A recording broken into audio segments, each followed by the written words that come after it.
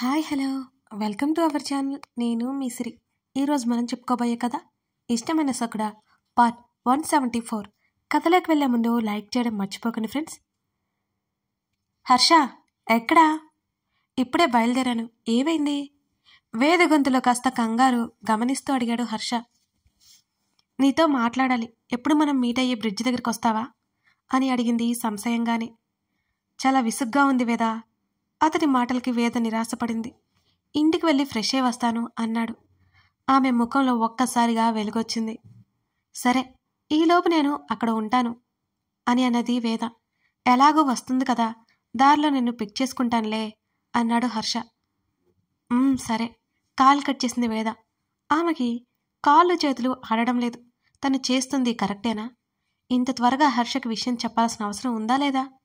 ఇద్దరూ కెరీర్ బిగినింగ్లోనే ఉన్నారు. ఇంకా 2-3 ఏళ్లలో సెటిల్ అయిపోయి పెళ్లి చేసుకోవచ్చు. ఇక మీదట ప్రాక్టీస్కి వెళ్తుంది తను. హర్ష కూడా అంతే. ఇక ఈ ప్రేమ ఆమె మనసులో దాగదు. ఆమె చివరికి చెప్పాలని నిర్ణయించుకుంది. ఒకసారి అద్దంలో చూసుకుంది. గ్రే కలర్ మ్యాక్సీలో ఉంది. దాని మీద జాకెట్ తగిలించుకుంది. మేఘన ఇంకా ఆఫీస్ నుంచి రాలేదు. డోర్ లాక్ చేసుకుని హర్ష కోసం ఎదురు చూసింది. అతను కాసేపటికి వచ్చాడు. అతని కారు ఆగగానే ఆమెకి కాస్త కంగారు అనిపించినా అది బయటకు కనిపించనీయకుండా లోపలికి వచ్చి కూర్చుంది. ఏమైంది వేద? ఆమెను ఒకసారి చూసి అతను డ్రైవ్ చేస్తూనే అన్నాడు. చెప్తాను పదా అంది వేద. అతను భుజాలు కదిలించి కారుని ముందుకు తీసుకెళ్లాడు. కారు పార్క్ చేసి బ్రిడ్జ్ దగ్గరికి వెళ్లారు. అలా నడుస్తున్నారు. వేద ఏదో చెప్తాను అంది. ఏంటదో అర్థం కాలేదు అతనికి. ఆమెకు సన్నగా చేతులు వణుకుతున్నాయి. గుండె విపరీతమైన వేగంతో కొట్టుకుంటున్నట్టుగా ఉంది. వేద, ఏదో మాట్లాడాలి అన్నా. అంతా ఓకేనా? హర్ష అడిగాడు. ఓకే. గగన్ ఏం చేస్తున్నాడు? ఆమె మాట మారుస్తూ అడిగింది. వాడికేదో వర్క్ ఉందట, చూసుకుంటున్నాడు అని అన్నాడు. ఇద్దరు కాస్త దూరం నడిచి ఒక చోట కూర్చున్నారు. దూరంగా నది నీళ్లు ప్రవాహం మెల్లిగా కదులుతున్నాయి. లోపల రాళ్ళు కూడా స్పష్టంగా కనిపించేంత నీట్గా ఉంది అక్కడ. అసలు విషయం చెప్పాలంటే గొంతు దాటి మాట బయటికి రావడం లేదు వేదకి. ఆమె చాలా కంగారు పడిపోతుంది. సన్నగా చెమటలు కూడా అలుముకున్నాయి. అంత చల్లటి వాతావరణంలో కూడా ఆమెకి ఊపిరాడని ఫీలింగ్ కలుగుతోంది. హర్ష, ఆమె పిలుస్తూనే ఉంది. ఆమె గొంతు తడారిపోతుంది. చెప్పు. అతను ఆ నదిలోకి నెమ్మదిగా రాళ్ళు విసురుతూ అడిగాడు. నీతో ఒక ముఖ్యమైన విషయం చెప్పాలి అంటూ ఆమె స్వరం చాలా లోతుగా వచ్చింది. ఏంటది? చెప్పు త్వరగా.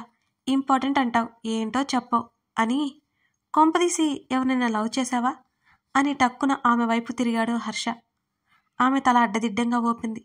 ఆమె ముఖంలో కనబడుతున్న కంగారికి అతని ఊహ నిజమే అని అతను ఫిక్స్ అయిపోయాడు. ఎవరు ఆ లక్కీ బాయ్? హర్ష నవ్వుతూ అడిగాడు. ఆమె మరోసారి గట్టిగా ఊపిరి పీల్చుకొని ఏదో చెప్పడానికన్నట్టు చూసి టక్కున పైకి లేచింది. ఏయ్, ఏమైంది? ఏం లేదు, ఇక వెళ్దాం పదా అన్నది వేద. ఓయ్, ఏదో చెప్పాలని. ఏం లేదు, వెళ్దామంటావేంటి నువ్వు? ఏదో ఉంది, చెప్తావా లేదా అంటూ ఆమె చేతిని పట్టుకున్నాడు హర్ష. ఏం లేదు హర్ష, ఊరికే బోర్ కొడుతుంటే అలా తీసుకొచ్చాను నిన్ను అన్నది వేద. చా, నువ్వు చెప్పే కహానీలన్నీ నమ్ముతా అనుకున్నావా? నువ్వు ఎవరినో లవ్ చేసావు. ఆ విషయం చెప్పడానికి కంగారు పడుతున్నా. ఇంతకీ అతను అమెరికనా, ఇండియనా అంటూ అతను అడుగుతున్న తీరికి ఆమెలో ఉన్న ఆశ నెమ్మదిగా పోయింది. అదేం లేదు అన్నది. నాకిప్పుడు అర్థమైంది, నిజంగా నువ్వు ఎవరినో ఇష్టపడుతున్నావు అని నవ్వాడు. అతని మాటలకు చాలా చిరాగ్గా చూస్తూ, అదేం లేదు, నువ్వు విసిగించక పదా. నువ్వు లేదు అన్నంత మాత్రాన నేను నమ్మను. పర్లేదులే, నీ పెళ్ళికి కావాలంటే నేనే సాక్షాంతకం పెడతానులే అని నవ్వాడు. ఆమె ముఖం జేవరించుకుపోయింది. ఆమె చెప్పడానికి ఇష్టపడట్లేదని అతను భుజాలు కదిలించాడు. కాసేపు అక్కడే తిరిగాక వేద తొందర చేయడంతో తీసుకెళ్ళిపోయాడు. ఆమె మౌనంగా లోపలికి వెళ్ళిపోయింది. ఏంటి, ఏం చెప్పలేదా నువ్వు? మేఘన ఆశ్చర్యంగా అడిగింది. ఏంటి చెప్పేది? ఆ ఈడియట్కి నా మీద ఆ ఫీలింగ్ ఉందో లేదో కూడా తెలియట్లేదు. నేను ఎవరినో ఇష్టపడుతున్నానంట. అది పళ్ళు ఇకిలిస్తూ చెప్పాడు. నా కొళ్ళు మండి వచ్చేశాను అన్నది వేద కచ్చగా. అబ్బా వేదు, చెప్పాల్సింది హర్ష గురించి నీకు తెలుసు కదా, ఏదో ఒకటి అని ఆట పట్టిస్తుంటాడు. మళ్ళీ ఇలాంటి ఛాన్స్ ఎప్పుడు వస్తుందో అన్నది మేఘన. ఇండియాలోనే కదా ఉంటాడు, హైదరాబాదే కదా, ఏం కాదులే అన్నది వేద. సరిపోయింది అని నిట్టూర్చింది మేఘన. మేఘా, ఏంటి ఆఫీస్లో అడిగావా? లేదే, కొంచెం ఆగాలి. నేను హర్ష ఒక్కో రోజు వెళ్తున్నా. నిజానికి నేను ఇంకా ముందే వెళ్ళాలి. కాకపోతే ఇంకో 2-3 రోజులు ఎక్స్ట్రా ఉండి హర్షతో పాటు వెళ్దామనుకుంటున్నాను అన్నది వేద. మరి గగన్ ఆ తర్వాత కూడా ఉంటాడుగా అన్నది వేద. ఎందుకు? మేఘన అడిగింది. తనకేదో పనుందని ఎక్కడికో వెళ్ళాలి అన్నట్టు గుర్తు. అదేంటి, హర్ష అలా ఎలా వెళ్ళిపోతాడు? ఇంటి దగ్గర అంకుల్ ఆంటీ గట్టిగా చెప్పారట. నిజానికి బాగా తిట్టడం వల్లే ముందు వెళ్తున్నాడు. సిగ్గులేదు అసలు హర్షకి. తిట్టించుకుంటాడు, వాళ్ళని అర్థం చేసుకోవచ్చుగా, వాళ్ళకి అర్థమయ్యేలా చెప్పొచ్చుగా పోనీ అన్నది వేద. నువ్వు వెళ్తున్నావుగా చెప్పు అని మేఘన నవ్వుతూ అన్నది.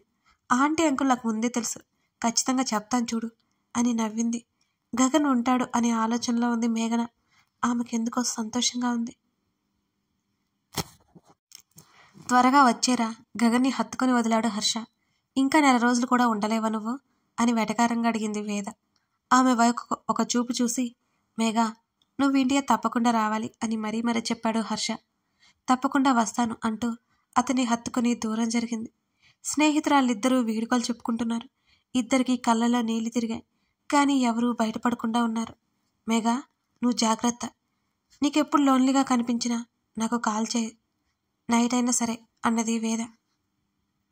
మేఘన తలాడించింది. దగ్గరకు వచ్చిన వేదను చూసి ఏంటన్నట్టు కళ్ళెగరేశాడు గగన్.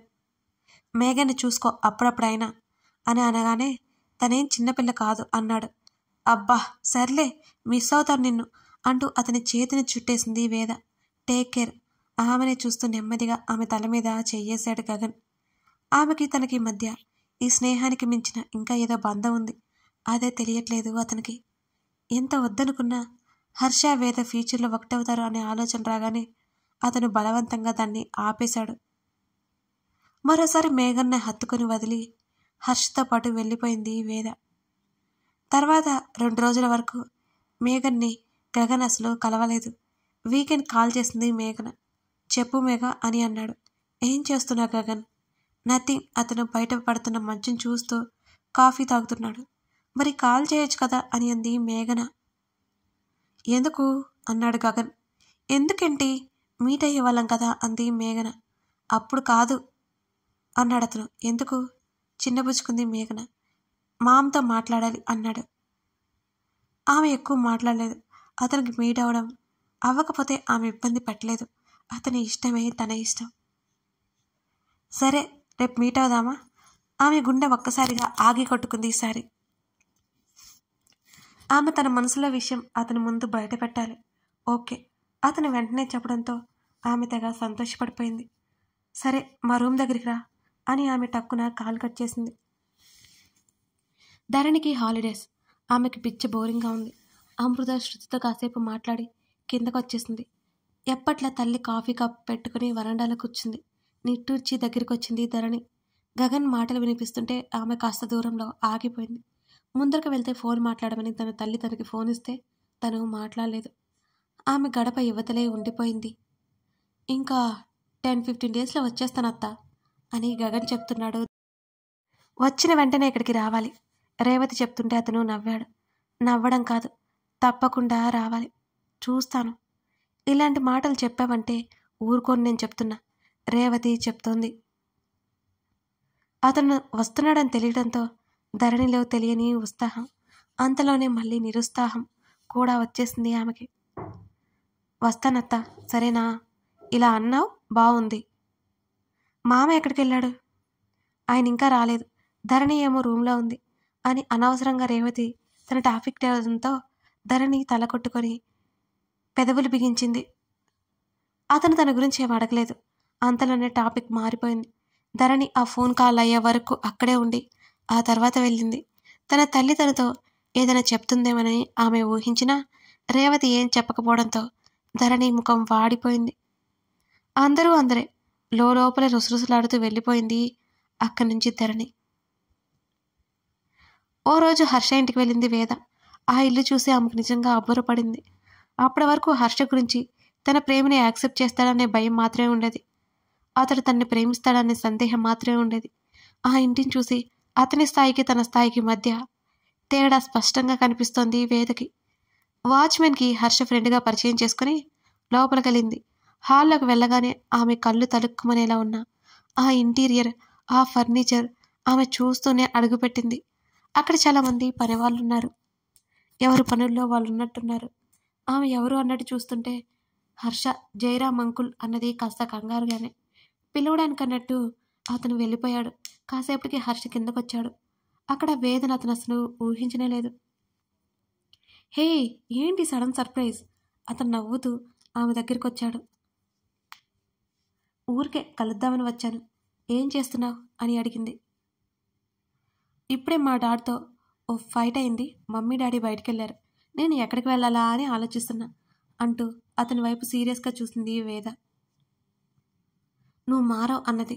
నీ క్లాస్ ఆపుతావేక విసుగ్గా చెప్పి కూర్చో అన్నాడు హర్ష. లేదు లేదు, ముందు బయటికి పోదాంరా. మీ ఇంట్లో నాకు ఊపిరి ఆడట్లేదు అన్నది వేద.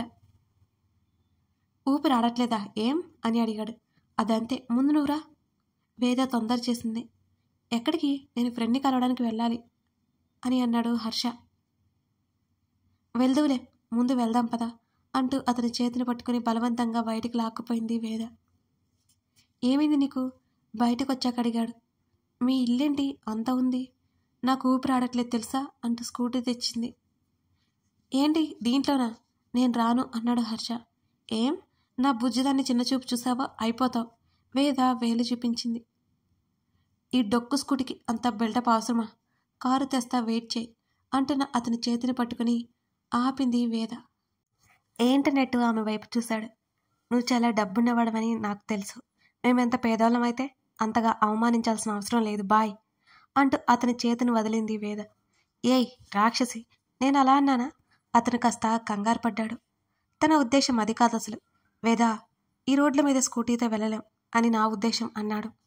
మాట మార్చుకో హర్ష, నాకు అర్థమైపోయింది. ఇక్కడికి రావడమే నేను చేసిన పెద్ద తప్పు అంటూ ఆమె నవ్వి స్కూటీ స్టార్ట్ చేసింది. అతను టక్కున వెనక కూర్చున్నాడు. ఆలోపే నువ్వు రాక్షసి వేద, హర్ష పళ్ళు నూరుకుంటూ అన్నాడు. ఈ డొక్కు స్కూటీ నువ్వు ఎక్కాల్సిన అవసరం లేదులే. అలాగే నువ్వు నాతో ఫ్రెండ్షిప్ చేయాల్సిన అవసరం కూడా లేదు. నాకు బుద్ధి తక్కువై ఇక్కడ వరకు వచ్చాను. ఆమె చెప్తుంటే వెనక నుంచి ఆమె పీక పట్టుకున్నాడు హర్ష. హర్ష, చచ్చిపోతాను, వదులు. ఆమె నవ్వాపుకుంటూ అరిచింది. చంపేస్తాను నిన్ను. ఏం మాట్లాడుతున్నావో అర్థమవుతుందా అసలు? అతను ఆమెని ఊపేశాడు. లేకపోతే నాటకాలు వేస్తావా? నాది డొక్కు స్కూటీ అంటావా అంటూ అతని చేతి మీద గట్టిగా కొట్టింది వేద.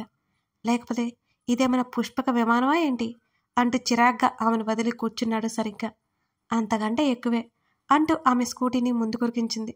మెయిన్ రోడ్డు మీదకి వెళ్ళగానే స్కూటీ ఆపి హెల్మెట్ పెట్టుకుంది. ఆయన నీకు డ్రైవింగ్ వచ్చని చెప్పలేదు? హర్ష అడుగుతూ చుట్టూ చూస్తున్నాడు. నాకు డ్రైవింగ్ రాదు, ఏం రాదు, ఏదో లైట్గా వచ్చు. ఒకసారి యాక్సిడెంట్ కూడా అయింది. నా బండి కింద 2 పడ్డారు అని ఆమె చెప్తుండగానే వాట్? అతను గట్టిగా అరిచాడు.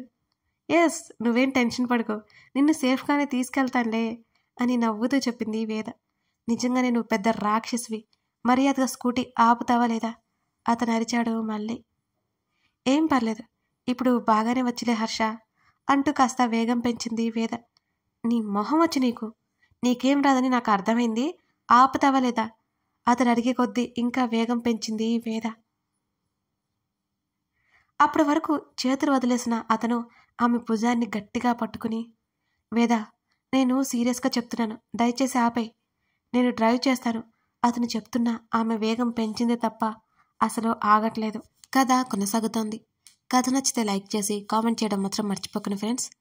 మీ లైక్స్, మీ కామెంట్స్ మన స్టోరీకి చాలా చాలా అవసరం. ఎక్కువ మందికి ఈ కథ చేరాలంటే మీరు లైక్ చేయాలి. చేయొచ్చు కదండి, అది జస్ట్ 1 సెకండ్ కదా. మీరు ఈ కథని చూస్తున్నట్లయితే తప్పకుండా లైక్ చేయడం మర్చిపోకండి. Thank you.